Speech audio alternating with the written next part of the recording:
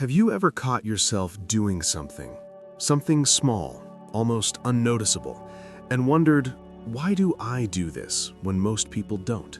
Not better, not worse, just different. What if I told you that these small behaviors aren't random quirks or personality flaws, but signals? Signals that your brain is wired in a way that doesn't follow the standard path. And here's the unsettling part. Most people who have these traits don't even realize how different their mind really is.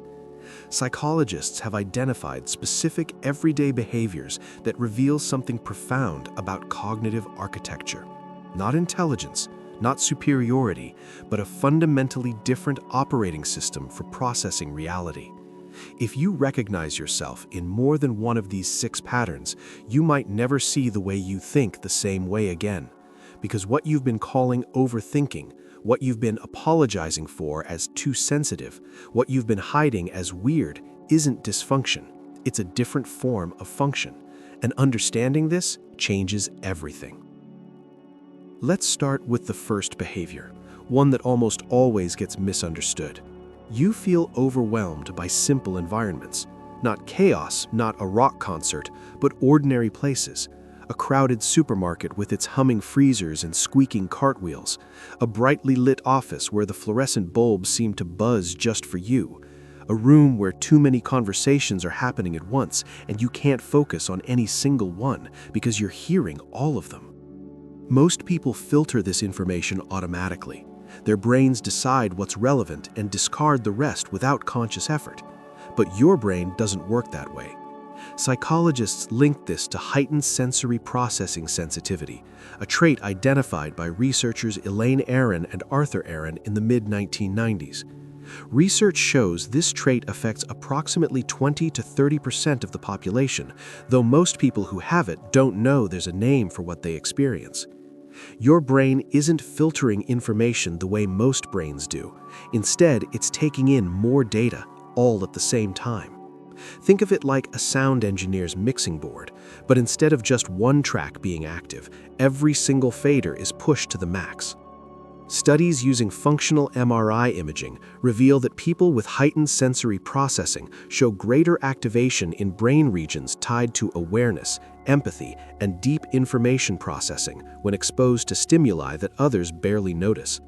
This doesn't mean weakness. In fact, research demonstrates this trait is often present in people who are highly perceptive, creative, or analytical, but it comes at a cost. Your mind works harder, constantly scanning, evaluating, absorbing, which is why silence doesn't feel empty to you, it feels relief. And that leads directly to something else you may have noticed about yourself. You think best when you're alone. Not lonely, not isolated, just alone. While others seem to recharge through social interaction, your clarity comes in quiet moments, walking by yourself late at night, staring out a window doing what looks like nothing, or just sitting in a silent room. Psychologists say this often points to what they call deep internal cognitive style. Your thoughts aren't shallow or fast-moving, they're layered, complex, multi-dimensional. In those quiet moments, you're not spacing out, you're processing at a depth most people never access. You replay conversations, not out of anxiety, but to understand them fully. You simulate outcomes to future decisions. You question the basic assumptions most people accept without a second thought. To the outside world, it can look like withdrawal or standoffishness, but internally, your mind is working at full speed, connecting dots no one else sees. Research on introverts and highly sensitive people consistently shows that solitude isn't avoidance for these individuals, it's necessary for cognitive functioning. When psychologists study the most creative thinkers, artists, and innovators throughout history, they find people who spent significant time alone, not because they hated people, but because depth of thought requires space that social interaction doesn't provide. If that feels familiar, this next one might feel a little uncomfortable. You replay past conversations over and over, not just the embarrassing moments, the ones that make you cringe at 3 in the morning, but everything. The tone someone used, the pause before they answered, what they didn't say. And here's where it gets interesting. Most people would call this rumination, overthinking, a cognitive trap to avoid. But psychologists are discovering it might be something else entirely. When your mind has heightened processing sensitivity, you're not replaying conversations because something's wrong with you. You're extracting layers of meaning that exist in communication, but that most people miss entirely.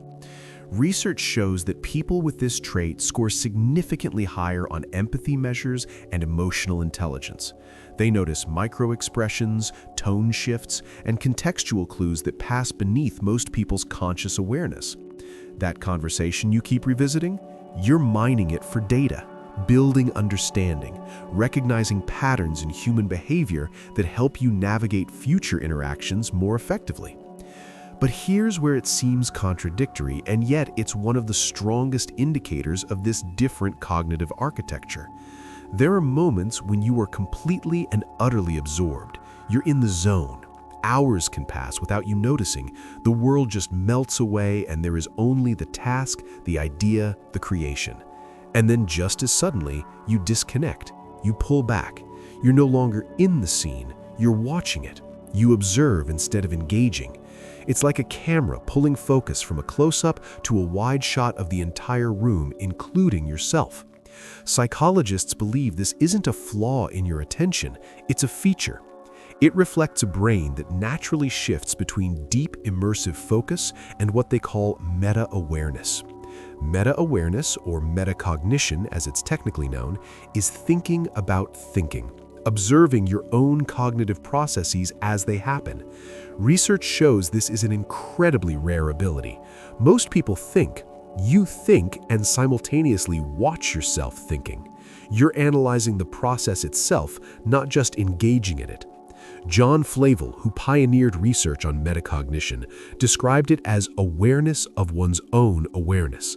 It's the ability to step back and observe your mental performance during thinking processes. Studies show that individuals with high metacognitive ability learn faster, solve complex problems more effectively, and adapt to new situations with greater flexibility than those without this skill. This is why people with this cognitive style are so often drawn to philosophy, to strategy, to art, or to solving the kinds of complex problems that make other people just give up. If you've recognized yourself in any of this so far, pay close attention to this next one, because for many, it's one of the strongest indicators of all. You question the normal life paths. Things like marriage timelines, the expected career ladder, the unspoken social expectations that seem to guide everyone else. You don't automatically reject them, but you don't blindly accept them either. Every single one is held up to the light, examined, questioned. Psychologists link this to something called independent cognitive framing. It means your mind doesn't rely on social defaults, the pre-approved settings for how to live a life. Instead, you build your own meaning from scratch, using your personal logic, not group consensus. Research shows that people with this trait score lower on measures of social conformity, but higher on measures of personal authenticity and internal locus of control. And this often makes other people uncomfortable. They might call you too deep, difficult, or overthinking things as if it's a choice you're making. But the truth is much simpler. Your brain just isn't optimized for conformity. It wasn't built for it. Evolution shaped most human brains to value group harmony and social cohesion because survival depended on fitting into the tribe. But approximately 20 to 30% of individuals across over 100 different species show this different processing style. Researchers believe it's an evolutionary strategy. While the majority optimizes for social belonging, this minority optimizes for pattern recognition, environmental sensitivity, and innovative problem solving. Both strategies serve the group, but they feel profoundly different to the individuals living them. And finally, there's the behavior most people never talk about because it's so hard to put into words. It's the feeling that you're slightly out of sync with the world. Not disconnected from it, and certainly not superior to it, just off rhythm. Like you're hearing the music a fraction of a beat ahead or behind everyone else. You sense things before they happen, not psychically, but through pattern recognition so rapid your conscious mind hasn't caught up yet. You process emotions not later, but more deeply, after they've had time to settle. You often only truly understand a situation after you've had time to step back from it completely. This is what psychologists describe as asynchronous processing. Your mind isn't slower or faster, it's just operating on a different timeline than the standardized social rhythm most people follow. And that can feel profoundly isolating at times. But it's the very reason that people with this trait so often become the ones who see problems early, who question systems that everyone else takes for granted, who notice the small, quiet truths that others ignore. Research published in journals studying sensory processing sensitivity shows that individuals with this trait often feel like they're living in a different world than those around them. Not metaphorically, literally. Their heightened awareness means they're receiving more information from their environment than others, processing it more deeply, and coming to conclusions that don't match the group consensus. This creates what researchers call a reality gap. You're responding to data others aren't even perceiving, which makes you seem overly reactive or unnecessarily cautious when you're actually responding appropriately to information that exists but that most people miss. So if you've recognized yourself in these behaviors, in these patterns, let me be very clear about something. There is nothing broken about you. Your mind just wasn't built for shortcuts. It wasn't built for surface-level thinking or for easy prepackaged answers. It's a mind that was built to see more and to feel more, even when that comes with a certain weight. The real question isn't whether your mind works differently. It clearly does. The question is whether you've learned how to live in a world that wasn't designed for it. And here's what makes this challenging. The world is optimized for the majority. Educational systems reward quick responses over deep processing. Workplaces value fast decision-making over thorough analysis. Social settings favor immediate engagement over reflective observation. So if your brain processes differently, you're constantly swimming upstream against systems that weren't built with your cognitive architecture in mind. Qualitative research interviewing highly sensitive adults reveals consistent themes. Participants describe needing solitude to recharge, using strategies to reduce sensory input like noise-canceling headphones or sunglasses, seeking support from others who understand their experience, practicing mindfulness, meditation, or yoga to process information and let go of negative thoughts. These aren't coping mechanisms for dysfunction. These are intelligent adaptations to a mismatch between internal wiring and external environment. The challenge is that most people with this cognitive style spend decades thinking something is wrong with them. They compare themselves to the majority and conclude they're deficient, too sensitive, too slow, too much in their heads. They try to force themselves to function like everyone else, which exhausts them and makes them feel even more different. But what if the problem isn't you? What if the problem is trying to run different software on hardware it wasn't designed for? Here's what recent neuroscience reveals. Brain imaging studies show that people with heightened sensory processing sensitivity have measurably different patterns of neural activation. Greater activity in regions associated with awareness, empathy, and emotional processing. Stronger responses in areas linked to deep cognitive processing and strategic planning. These aren't deficits, these are differences, and differences aren't disorders. Genetics research supports this. Studies identify specific gene variants associated with sensory processing sensitivity, including polymorphisms in serotonin and dopamine pathways. This is heritable, biological, and present from birth. It's not something you chose. It's not something you can just turn off. It's fundamental to how your nervous system is constructed, which means trying to force yourself to be less sensitive, less reflective, less deep isn't self-improvement. It's self-rejection. The cultural narrative around these traits needs to shift. For too long, depth has been pathologized, while superficiality has been celebrated. Reflection has been called overthinking. Sensitivity has been called weakness. Pausing to process has been called slow. But depth isn't a flaw. It's a different form of intelligence, one that modern culture desperately needs but consistently undervalues. Think about the problems facing humanity right now. Climate crisis, social fragmentation, mental health epidemic, technological disruption. These aren't problems that quick thinking solves. They're complex, interconnected challenges that require exactly the kind of deep processing, pattern recognition, and systemic thinking that people with this cognitive style naturally excel at. The world needs people who pause before acting, who question instead of assuming, who feel deeply instead of skating across the surface. So what does living well with this cognitive architecture actually look like? First, stop apologizing for how your mind works. You're not too sensitive. You're appropriately sensitive to stimuli that others miss. You're not overthinking. You're thinking at the depth the situation actually requires. You're not slow. You're thorough. Language matters.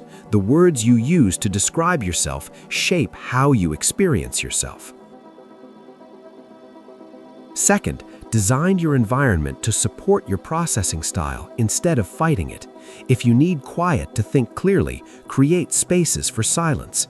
If you need solitude to recharge, schedule it like you'd schedule any other necessary activity. If sensory stimulation overwhelms you, reduce it without guilt. You wouldn't expect someone who needs glasses to just try harder to see. Don't expect your nervous system to function optimally in conditions it wasn't designed for. Third, find your people. Not everyone, just a few who understand this way of being without you having to explain or justify it.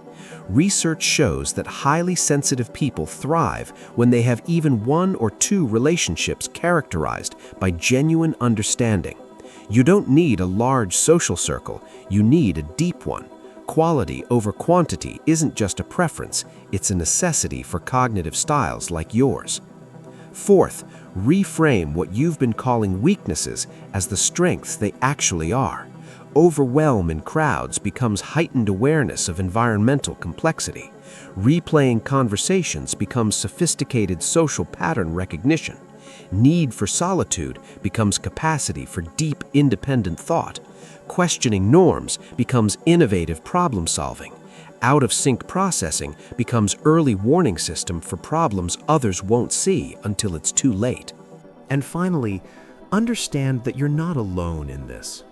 20 to 30% of the population means millions of people share this cognitive architecture. They're just often invisible to each other because they've learned to hide it. They've learned to pretend they're like everyone else. They've learned to mask their depth, dim their sensitivity, and rush their processing to fit in. But fitting in isn't the same as belonging, and you'll never belong by pretending to be something you're not. If this felt personal to you, if these 6 patterns describe your lived experience, know that psychologists, neuroscientists, and researchers are finally catching up to what you've known all along. You're not broken. You're not dysfunctional. You're not too much or not enough. You're wired for depth in a world optimized for speed. And that's not a problem to fix.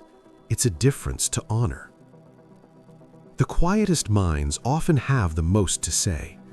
The most sensitive nervous systems often detect what everyone else misses. The people who pause to think are often the ones who see what's actually happening beneath the surface noise. Your mind works differently, and the world needs minds that work differently. It always has. It just hasn't always known how to value them. Understanding your mind is the first step to finally trusting it. And trusting your mind exactly as it is, without trying to force it into someone else's template, is the beginning of living authentically instead of apologetically. You've spent enough time wondering what's wrong with you. Maybe it's time to recognize what's right, what's different, what's yours.